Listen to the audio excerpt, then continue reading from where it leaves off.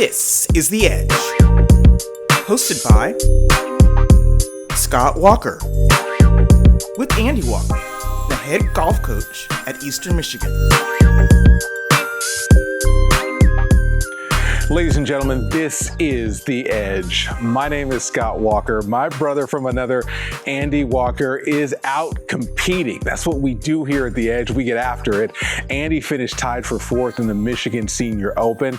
So we look forward to talking to him, catching up with him next week, seeing how those competitive juices keep flowing.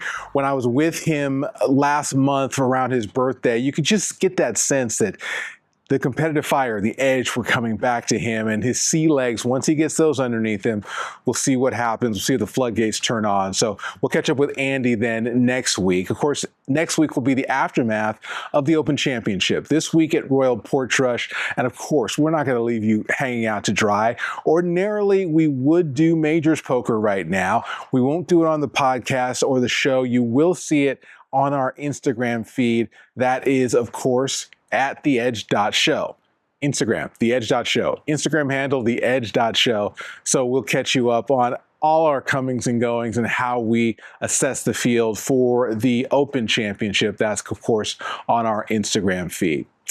This conversation is one that Andy and I had in Michigan when we were together at the Game Above Golf Performance Center. And it's still very, very relevant in a lot of ways. Of course, Scottie Scheffler, Rory McIlroy, of course, in his homeland, just minutes from where he grew up. The last person to win, the Irishman Shane Lowry, who won at Royal Portrush in 2019, and the guy who finished second to Shane Lowry, and that was Tommy Fleetwood. Andy and I start the conversation with his reflections on the 2019 Open Championship and what he feels about links golf. What did you think when they played the Open at Portrush last time? When Shane Lowry got the win, the Irish boy wins in Northern Ireland. What did you think about that week, that golf course? And then how does that expand to the way that you see links golf generally? To be honest, I'm not a big links golf fan. Yeah, I know. Right? I mean, there's some of them that are great. I think you have to have too many things. The golf course has to have too many variables for them to be good. If they're just sitting there and there's no wind and no, elements going on, they're cake. Then you rip them up, yeah. Right? You can hit it everywhere. If you find it, you can make birdie. Yeah.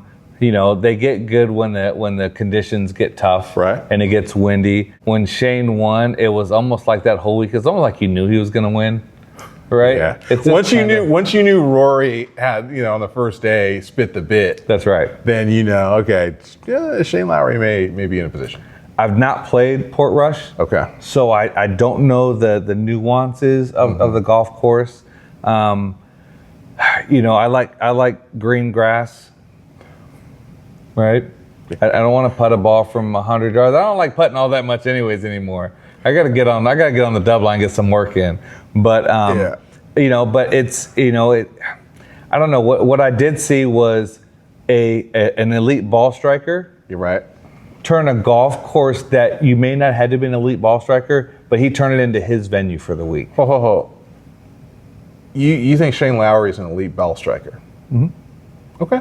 Yeah. Because the thing that jumps out to me with him when he's I think generally speaking, phenomenal iron player. Right. And then even when he misses there, if he is within a few feet of the green, it is a birdie opportunity, whether he's got a putter in his hand or he's chipping. Well, I think of a ball striker not as really as far as driving the ball. Right. For me, a ball striker is somebody who's great with distance control. Okay. Great with trajectory control, and that's what he does. He hits so many shots pin high. Yeah. He has the right traj for the shot at hand. Right. He's just not a high ball hitter, not just a low ball hitter. Very good low ball hitter. Right. Yeah. Very good low ball hitter, but he has different trajectories, and that's why we've seen him be successful in different types of environments. Right. Right. So, I think coming up to the next major, it's wide open. Hey, we were wrong in Masters Poker. I'm sorry, Majors Poker, for the U.S. Open. Yeah. And so... Well, everyone was wrong. Everyone was wrong, right? So, but what that does tell us is this game has more parity and it's more wide open than we think. Yeah, no question. And so, and it's not going to change overseas at Portrush, Right. because when the tour golf courses are kind of cookie cutter, Yes. right? All the Yeah. TPCs are made for balls that kind of funnel in a certain area, and they've seen these golf courses year in and year out, Right. and they're shooting 28, 29 under par every week. And then the major setups get a little bit different, and you have to, not always the number one player in the world didn't win the U.S. Open, and so, we see that every week that the supposed tos aren't quite all the time. That's true. You know what? When we were talking about, you're talking about Majors Poker, right? And how we thought about selecting the U.S. Open champion. And we said it, even at the start, I said, I do not like placing one player against the field. But in this case of Scottie Scheffler, I think I got to break the trend. And as you saw, there's no reason to ever break that trend if that person is not Tiger Woods. You always pick the field, you always pick the field, you always pick the field. That's just the bottom line. So I got seduced by what other people had been thinking about the way Scottie Scheffler is playing. And maybe you did too a little bit. So what does that say? I mean, is it just say you're always renting success? You don't own it? You never own it. The one thing you can own is your reactions. Right. And so what we did see from Scottie and Rory, we saw a lot of frustration. That's right. And we saw a lot of overreacting. Right. And Grant Waite, who started working again with Victor Hovland, said early in the week, they were talking about it on Golf Channel, and he said, this week we are going to respond, we're not going to react. That's right. And he did a great job of it the whole week. Right. And so did JJ Spawn. And the situations could have led, JJ could have thrown in the towel after the first 5 holes the last day. It could have been, woe is me. Yeah. Here we go again. I lost the players. I'm losing this one here. I hit the pin. It came 50 yards off. Yeah. Right? Right. And you never saw his reactions. Even when he hit the pin, he just watched the ball come down. Yeah. And he went up there and hit a pitch, by the hole and gave himself a chance. Didn't make the putt. Right. He gave himself a chance, and you didn't see the reactions. Victor Hovland, you saw, it was the most fun. It looked like he had had a long time playing golf. It was. And so, it still goes back to Scottie Scheffler, although he has nothing to be pissed off about on the golf course, would look so frustrated after round one. Right. And him and Randy Smith are on the range, looking like they're about to, chuck some bows at each other for a little bit. And you can see all that frustration. Obviously, they got through it, and they have a great relationship. But at the same time, this game is so mental and emotional. It can make the can't-miss players, and him and Rory, look very mediocre. Right. And so you have to control your emotions. You have to control what you can control. Right. We can't control what the ball's going to do when it lands on the green. Right? JJ wanted to hit it at the pin and did. And look what happened. He made bogey. Right. And we've seen that happen in this game. What you can control is how you're going to respond to those things. And the best players that week at responding and not reacting, we saw Sam Burns coming down the stretch. He wanted the drop. He gets emotional. You see him getting emotional over it. You see on 16, Adam Scott hits it right. His head goes in his hands, and everything. And we see the reacting instead of looking at these opportunities of, I've got to go win this golf tournament. For you, what's your favorite golf tournament? My favorite golf tournament is the U.S. Open. It's the tournament that I've always wanted to win the most. I felt like it's always the hardest test. Right. I felt like you had to be a really good driver and long iron player. Right. And I've always felt like those were parts of my game that were my best. And so, I didn't feel like it was always a putting contest. This year it was a putting contest. The best drivers of the ball did not win the golf tournament. Well, that doesn't make it a putting contest. It was a putting contest out there. The guys that putted well played well. The guys that putted poorly didn't have it. Scottie hit it good enough to win. Yeah, and he putted it like you. I putt better than that. But that doesn't. So the putting contest is such a dumb slur. All right, it's dumb because at the end of the day, if you're Scottie Scheffler and you can't make 4 or 5 footers coming back, then you don't deserve to lift the trophy. They weren't hard. They're hard putts because of the situation. They weren't particularly hard putts. The hard putt was the lag putt before that he rolled by. That's right. That's the thing. That's where it became a putting contest to me. Okay. Was it seemed like there wasn't people that just blew everyone out from tee to green on it. Everyone hit it mediocrely crappy the whole week, right? Saw down the stretch, JJ hit some great golf shots coming down the stretch, which allowed him to make pars. And then a couple birdies, after he's on 17, 18.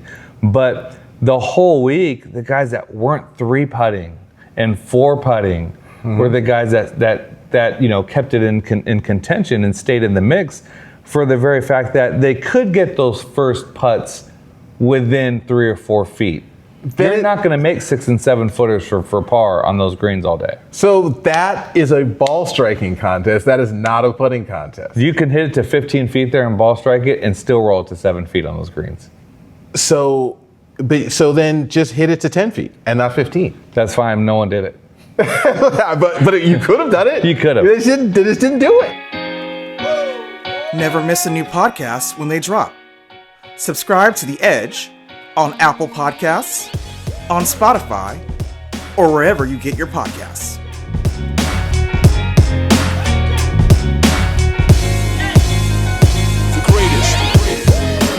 The next part of this conversation centers around Tommy Fleetwood, and any analysis of this championship will have Tommy Fleetwood as one of the favorites.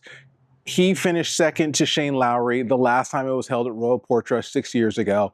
He's played extraordinarily well on the PGA Tour, except he hasn't won yet, and he had a brilliant chance to win at the Travelers Championship a few weeks ago. Andy and I talked about the aftermath, broke it down, and give you context of why it's important for this week. Tommy Fleetwood, he had it in his hands. This is your first PGA Tour event. Even for a player as accomplished as him, that's going to be life-changing. And he let it slip away. How did this happen? It happened mentally and emotionally. Yeah. I mean, you saw it coming down the stretch. You saw one guy trying not to lose this golf tournament. Right. Like, let's just run out of holes and get this done so I can get my first PGA Tour win. Right. And you saw a Ryder Cup captain who's trying everything he can to make sure he plays his way onto his own team. Yeah. Right. He said he's not going to pick himself if he doesn't qualify inside the points. Yeah. And so he's taken that completely out of play, and he was trying to do everything he could to make sure he gave himself a chance to win. While winning in his home area. I mean, it's in New England. It's another story. There's so many storylines that go. Everyone sees the shot that Keegan hit on 18, the putt that he makes. They don't understand all of the heartbreak, the leaving your kids and your wife to practice, and all the sacrifice that goes into giving yourself that, and all of the lead up with him being the U.S. Ryder Cup captain. Right. And there's so many demands on his time now outside of just practicing and playing. That's right. He's got to watch other players now. Right. He's got to find out what other guys are doing and trying to see if they all mesh well together. And inside of that, still be a professional golfer playing at the highest level against the best players in the world. Right. And he's still doing that. Yeah. And there's so many things that are always coming in the background to play. But let's go straight to 18. Yeah. So as you were talking through it, you saw Tommy Fleetwood's decision making, and instantly something jumped out at you as to club choice into the green on 18. Well, when I saw him start to change clubs, I was sitting there with John Jones, who came from Richmond to hang out, and John thought that he was going to win the golf tournament. Right. And he said, is he a little nervous right now? And I said, yeah. I said, I guarantee you he's going to get less club. Yeah. Okay. Front pin, getting less club. I'm not sure if that's the best decision, but I do understand when you're nervous and you're in that situation, you want to hit something hard. Yeah. Right? You don't want to try and finesse it. You want to take the nerves out of play. Let me hit something hard and get it in there. Yeah. To a front pin, I'm not sure if that's the best play just because it brought the bunker. If you hit it at the pin, it's buried in the bunker and the tournament's over. Yeah. Unless you're Jordan Spieth, the tournament's over. That's right. Right. Yeah, that's right. He can hoop on it. Yeah. But So, he hits it to the front of the green and leaves himself a tough putt. And I told John instantly, I said, Keegan's going to stack this. He's going to make 3. Tommy's going to 3-whack. Yeah. I mean, you can see it. You can see it coming. Right next to us, if you look on the screen, they're showing Tommy Fleetwood. Right? And DP, the total, I mean, you can't script this, guys. This isn't even the Travelers, right? This is another DP Tour World event. They're showing Fleetwood leading the tournament over McIlroy, Olsen, Molinari, Lawrence, and Lombard, right? But coming down the stretch, you saw something different. You saw a player trying to hold on, and you saw a player going at everything. Right. And so, did I 100% know that he was going to 3-wiggle? No, but I saw that he put himself in a position to 3-putt. Okay, yeah. And we know if anything has let him down over his career, it's putting. 100%, yes. And he doesn't have any PGA Tour collateral to draw to on. back up to make that 5 or 6 footer. Right. Guess what? This game, you have to be so lucky sometimes. Yeah. Right? So they say it's better to be lucky than good. Yeah. I mean, you've got to be good to get there, but you've got to have a lot of things. Tiger Woods was the luckiest player ever, right? He happened to be the best player ever, too. So, and he happened to work the hardest, and he probably had the most talent, right? But he definitely got lucky a lot, okay? And so you have to be lucky to be in those positions. You have to have somebody else fail sometimes for you to succeed and all those things. And so he was the best at making people fail. I think you hit on something, though, and this is something I thought about, particularly as we were watching the basketball as well. So Indiana, the Pacers, even without Tyrese Halliburton, and we're not going to go deep into this. Is still about golf, right? But the Pacers were so interesting because they had every excuse to quit all the time. Their best player hurts himself early in a game where he's playing great in the game that's going to decide the championship. They could have rolled over, and they didn't. At the end of the day, they just ran out of talent, And I see this. I actually noticed this playing this golf course. So, here, the Game Above Golf Performance Center is here at Eagle Crest Golf Club in Ypsilanti, not Ypsilanti, Michigan. All right. And so as we were playing together on Sunday or Saturday, I was thinking about some opportunities for birdie. And when you start getting aggressive, all of a sudden, the opportunities keep coming because all of a sudden you're hitting good shots. And the moment you start thinking defensively, even when you're not on defense, all of a sudden I'm realizing everything's going everywhere, and I'm not playing as well. I'm not giving myself as many opportunities. I think there are times when amateurs like us are actually not aggressive enough, and I'm not saying to try to take it to a pin on the right that's 4 paces off and try to fire right at it. I'm saying just to try to hit good shots to good places. There's too much worry of defense about the miss you're going to have. Well, I think the thing is really defining what does aggressive mean. Yeah. Does aggressive mean always hitting the driver? Right. Maybe not. Right? I think that's putting yourself sometimes in a position where you can't be successful. Right? You're bringing in bunkers, you're bringing in hazards, penalty areas, whatever we call them now. And that's a whole other show. Nobody ever drowned in a penalty area. Yeah, right? They're called penalty areas now, but you don't have to take a penalty in them. Just saying. So, but, you can play more aggressively from certain places, to get to certain pins. Right. The fairway isn't the only place you can make birdie from. Right? Sometimes there's places in fairways you can't get to certain pins. But from the rough, you can keep a ball from spinning too much or bounce it into certain areas. So, I think it's the awareness of what does aggressive look like to me and for my game, and how do I stay on offense versus you stay on offense, right? I feel like I'm a really good iron player, so I need to get myself in play as much as possible. Other people are, really good putters, and so they just need to find themselves somewhere around the green. I have to hit a lot of good iron shots in there where someone else may not have to for them to stay on offense. So, it really depends. But, the bottom line is pick the golf shot and you hit it with conviction. Right. And we can all, that means if I'm hitting 2 iron off the tee because I don't like what's out there, or a hybrid or whatever we're hitting, you hit that hybrid like it's a driver. You commit to it and you hit it with everything you have. Right. The problem comes when we play with fear and apprehension. I don't want to go here. I don't want to go there. Yeah. And this is where the psychology of the game and the emotions of the game come into play for not just us, Scott, for everybody who plays this game, Tommy Fleetwood included. Right? So, these are the things that happen with this game. If I could give advice to everyone is hit your golf shot with as much confidence as you would that you're going to make a 6-inch putt. Right? You're going to make those. You don't worry about it. You're not worried about missing a putt this far. Right.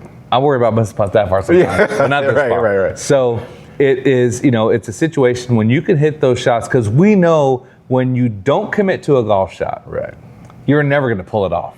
No. Right? I mean, how many times have everyone watching this had a 5-foot putt that we absolutely knew we were going to miss? We always miss. But how many times have you stepped over a 25-footer and you absolutely knew that you were going to make it? Right? Yeah. More than not, you knocked that putt down. Yeah.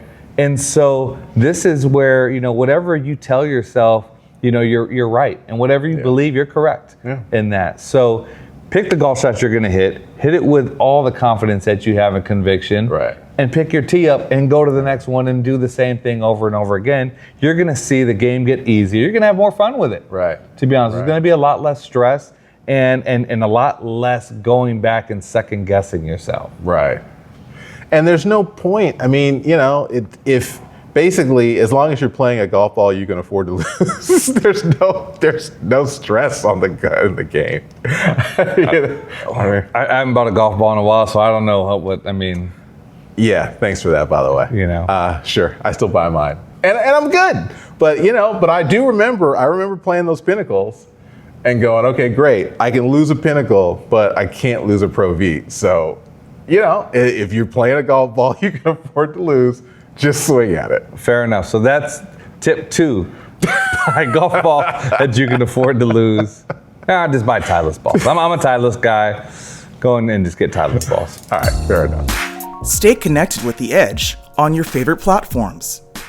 Find us on Instagram and Snap at theedge.show.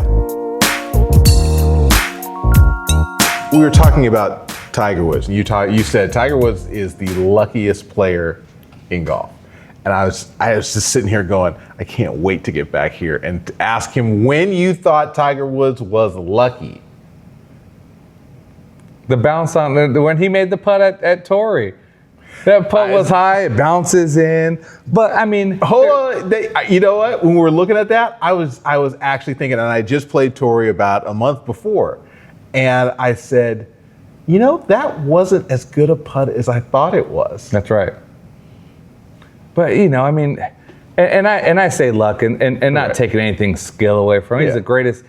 Tiger's not the greatest just golfer ever. He's the greatest winner at anything ever. If I win 100 checker games against my mom, I'm gonna think I'm the bomb. This dude has won hundreds of professional events around the world, but it didn't start there. I mean, since we were 3-4 years old, he was wearing us out at Junior Worlds and every AJGA tournament and everything that you played. So when I say that is that there does have to be luck that happens in golf tournaments.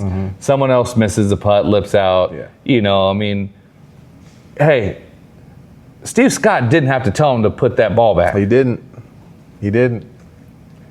What changes after that? I didn't have to miss the cut there at Pumpkin. If I'd have made the cut there at Pumpkin, I'd have beat Tiger in match play, and then everything is changed, is different, right? There's a whole new, but that's me doing my part for the game. I knew the impact that he could have. So I'm going to sacrifice myself like John the Baptist. That's right. So I'm going to shoot 40 on my back 9 at Pumpkin Ridge just to make sure that, I'll sacrifice myself. I'll give one. I'm a coach. I'm a team player, man. Come on. Fair. College golf's been good to me. It's so funny though. That was what I saw. The first thing I saw when I was watching that putt was that putt could have just as easily slid out left as it did fall right. Just as easy. I mean, they were showing Saturday coverage. He misses the green. He's got one leg up on a thing. He pitches it. No, 17. I mean, it stays nowhere near the hole. No. 2-shot swing. He hits it in the rough off the map, hits it to the back of the green in the par 5, makes the 90-footer. It's like, does it take skill to hit those? Yes. But there's a lot of luck in that situation. And then it compounds. He just keeps doing it back to back to back. Even himself, he puts his, he just kind of shook his head like what are you doing here? And he just laughs, right? Yeah. And so, especially at a U.S. Open, you're only laughing like that when something like, the gods are looking over us right now and we're going to take advantage of it. So, I think I got it now, though. When that luck starts to feed your belief that no one can beat you in a given week. Because so many times that, we as golfers, we think every break that we've ever gotten is unlucky. And then all of a sudden we feel like we're cursed. If you can look at those situations and say, oh my God, I'm this good and I'm getting breaks. And that just feeds on itself. Well, I was a player that every time I hit it in a divot, guess what? I'm the only one that hits it in a divot, yes, right? I'm the only one that hit the ball, hit the pin, and it came off and went in the house. I'm the only one that's ever done it, right? We all think that. But I remember one day we were playing an event. I think it was like a Gateway Tour event at Desert Mountain, and I had those kind of breaks. Yeah. I mean, I had toilet bowled a putt from 40 feet, and it came back like 12 feet. I mean, just ridiculous stuff. Hit a pin, it came off. Hit a perfect shot. It hits one hit it to the front fringe, skip it in. It hits a sprinkler and goes long into a bush. I make double, right? Yeah. And this just kept happening. And I kept telling my caddy all week, I said, something good has to happen because of all the crap that has been happening, right? And I kind of thin bladed a bunker shot a little bit on a par 5 third shot. It flies in, I make 3, right? Yep. I'm feeling good now. I go, that's it right there. I just convinced myself that was the break. Yeah. Next hole, hit drive up there. I've got like 60 yards in there, wedge it in there a foot, make it. Next hole, another par 5. We make 3, so I just played the last 3 5 under. And all I was waiting for was one break to go my way. Right. Which to me was luck, right? Quote unquote luck. And so we do it all the time. How many times as a player do we ever think we're lucky because we hit a drive and it didn't go in a divot? Yeah. Right? It's like, oh my God, I hit this so well and I have no control over this. I just hit a good shot and the outcome was great. But boom, I'm lucky. So we create our own. I don't believe there's such thing as luck and other that there's opportunity. Right. And you put yourself in those opportunities. I mean, the people that win the lottery, are they lucky? Kind of, but I don't win the lottery because I don't play it. So I can't say I'm unlucky for not playing. I'm an idiot either for not playing or smart for not playing. Right. One of the two. So, but that's this game is you can create your own luck.